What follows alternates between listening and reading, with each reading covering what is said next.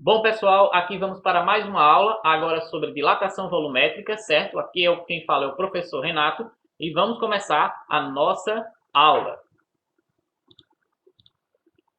A dilatação volumétrica, pessoal, é o aumento de um corpo submetido ao aquecimento térmico que ocorre em três dimensões: altura, comprimento e largura. Quando aquecidos, os átomos que constituem os corpos se agitam, de modo que aumenta o espaço ocupado entre eles, e assim os corpos se dilatam ou incham. Então, pessoal, essa dilatação não é diferente da aplicação das outras. É um corpo que, quando é submetido a um aumento de temperatura, ele vai aumentar o seu volume, certo? No caso aqui, é o volume que a gente aumenta. E esse volume é aumentado nas três dimensões, certo? Altura, comprimento e largura, ok? É importante falar que a dilatação volumétrica ela pode ser tanto em sólidos como em líquidos também, ok? Então vamos aprender como calcular. A fórmula que nós utilizaremos para calcular essa dilatação volumétrica, ela é ΔV igual V0 vezes, esse aqui está parecendo um Y, pessoal, mas é uma letra grega chamada gama, certo? Vezes o nosso Δθ. Só que esse Δθ, como já foi mencionado na outra aula, ele pode ser substituído pelo ΔT, que significa variação de temperatura. Pode usar uma ou Δθ ou ΔT, que não tem problema. E aqui tem o significado nas nossas variáveis. ΔV, variação do volume. V0, volume inicial. O nosso gama, coeficiente de dilatação volumétrica. E o Δθ, variação de temperatura. Ok? Prosseguindo, nós temos o seguinte. A fórmula mostrada no slide anterior pode ser usada para calcular o aumento do volume ΔV em razão de uma variação em sua temperatura, ΔT. Perceba aqui que eu já substituí o Δθ por o ΔT, já para vocês associarem isso, que é a mesma coisa, variação de temperatura. E lembre que toda variação nada mais é do que o valor final menos o valor inicial, ok? Com algumas manipulações algébricas, é possível escrever a mesma fórmula anterior em um formato que nos permite calcularmos diretamente o volume final após o seu aquecimento. Então vamos conferir, certo? Então, essa fórmula ela é utilizada em essência para quê? Para a gente calcular o volume final, certo? Então, aqui a gente não está calculando mais a variação de volume. Aqui a gente já está calculando o volume final, certo? Então, quando a questão pedir para você calcular o volume final, é muito mais viável você utilizar essa fórmula do que a fórmula anterior, ok? E aqui nós temos que ela é da seguinte maneira.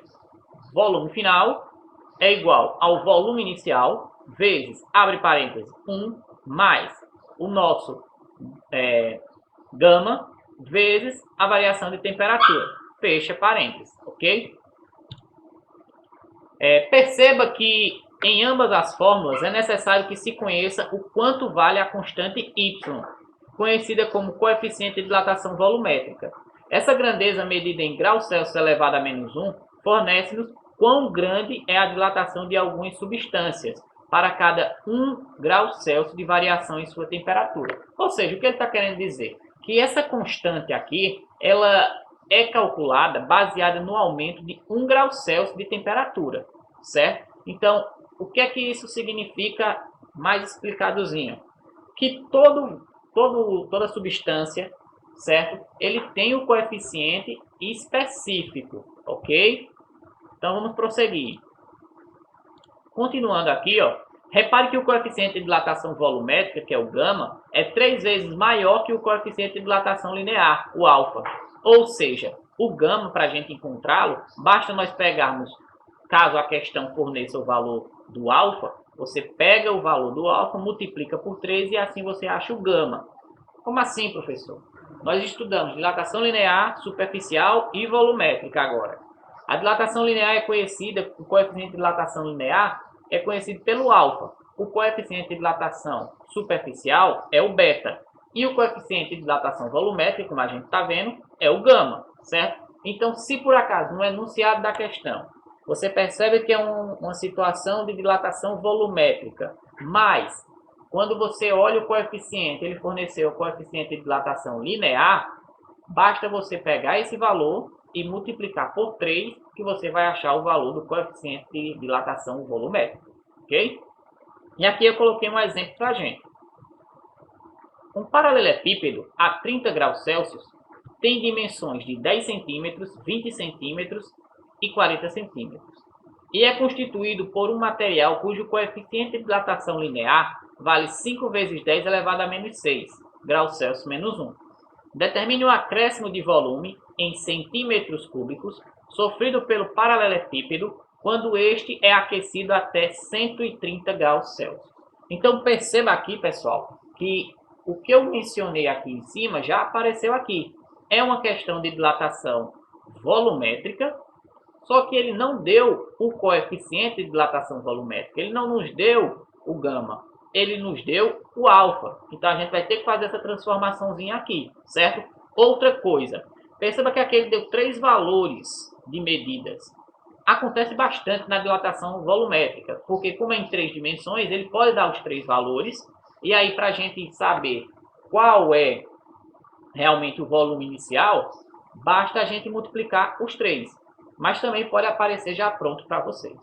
Outra coisa, ele deu as duas temperaturas, certo? A temperatura inicial, que é 30 graus Celsius, e a temperatura final, que é 130. E ele pediu para que a gente calculasse em centímetros cúbicos. Como aqui já está em centímetro, não vai ter nenhuma transformação, porque quando a gente multiplicar esses 3, já vai sair em centímetros cúbicos, certo? Então aqui, ó, a fórmula que nós iremos utilizar, a fórmulazinha da dilatação volumétrica, ok?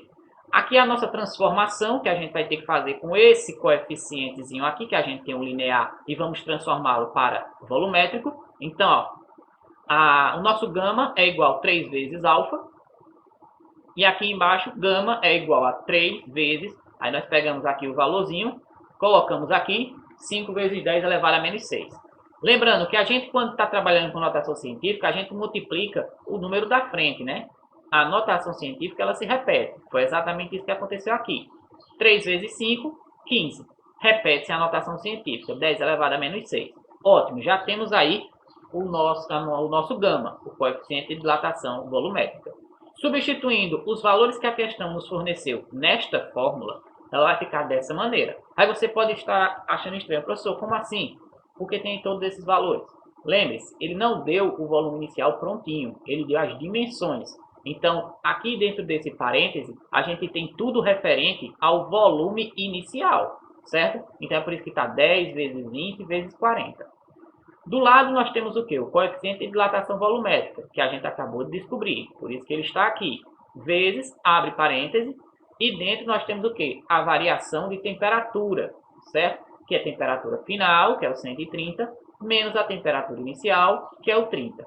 Resolvendo o que está dentro do parêntese primeiro, a gente fez a multiplicação 10 vezes 20 vezes 40, que deu 8.000, e fizemos 130, menos 30, que deu 100. Agora a gente multiplica. Só que lembrando, a gente vai multiplicar apenas os valores que não estão em notação científica, certo? A notação científica a gente só vai repeti-la. Então, 8.000 vezes 15 vezes 100, que deu, no caso aqui, 12 milhões. E repete-se a notação científica, certo? A notação científica está aqui. Só que o que acontece? As questões, geralmente, o enunciado não deixa dessa maneira, né? Eles ou tiram de notação científica ou então ajustam a notação científica. Então, aqui, para tirar de notação científica, ele vai ficar assim, ó, 12 centímetros cúbicos. Mas como assim, professor? Lembre-se, se tem 6 casas negativas aqui, a gente tem que andar 6 casas positivas para poder zerar. Então, se a vírgula não aparece, ela está no final. Então, andando as casas, ó, 1, 2, 3, 4, 5, 6. Então, a vírgula viria para cá. Dessa maneira, só ficamos com o 12, ok? Então, pessoal, espero que tenham entendido. Bons estudos. Foco sempre nos estudos, porque o estudo é tudo que vocês têm e é onde pode fazer vocês alcançarem degraus muito, muito e muito mais altos, certo? Bons estudos e fiquem todos em paz.